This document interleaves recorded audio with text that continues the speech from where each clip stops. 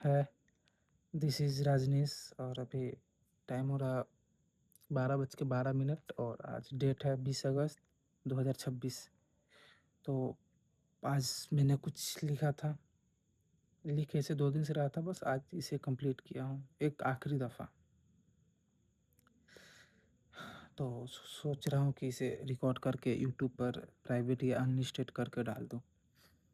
तो इसकी लाइनें कुछ यूँ हैं कि एक आखिरी दफ़ा तुमसे कुछ कहना है, फिर शायद कभी कुछ ना कहूँ।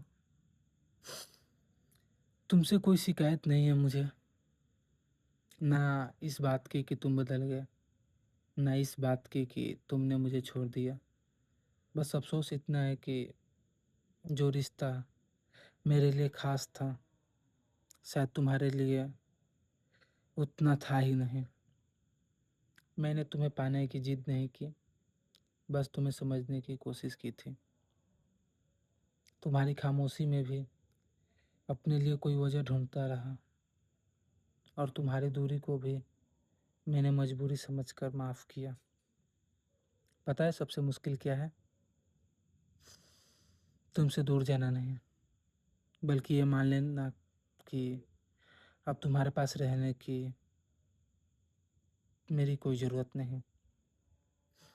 कभी-कभी सोचता हूँ, काश एक बार तुमने रोक लिया होता, बस इतना कह दिया होता, मत जाओ, शायद मैं रुक जाता। लेकिन तुमने नहीं कहा और मैंने भी फिर मुड़कर दोबारा नहीं देखा। आज भी तुम्हारी याद आती है, लेकिन अब तुम्हें पाने की ख्वाहिश नहीं होती। बस कभी-कभी दिल करता है कि ज़िंदगी एक बार फिर वही दिन दिखा दे, जब तुम मेरे सामने थी और मुझे लगता था कि शायद ये पल कभी ख़त्म ही नहीं होंगे, पर ऐसा होता नहीं। हर खूबसूरत चीज़ हमेशा के लिए नहीं होती।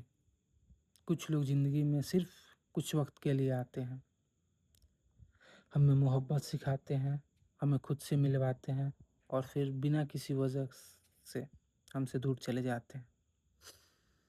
तुम भी शायद उन्हीं में से एक थी।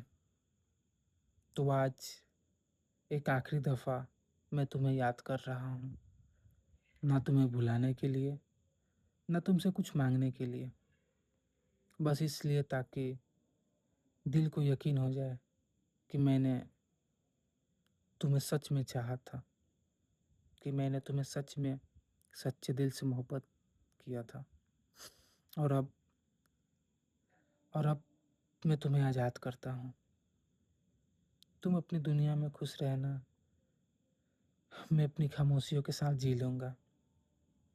कभी किसी मोड़ पर मेरी याद आ जाए, तो बस इतना याद रखना, किसी वक़्त किसी इंसान ने तुम्हें बहुत सच्चे दिल से मोहब्बत की थी। और हाँ, ये सच में एक आखिरी दफ़ा था।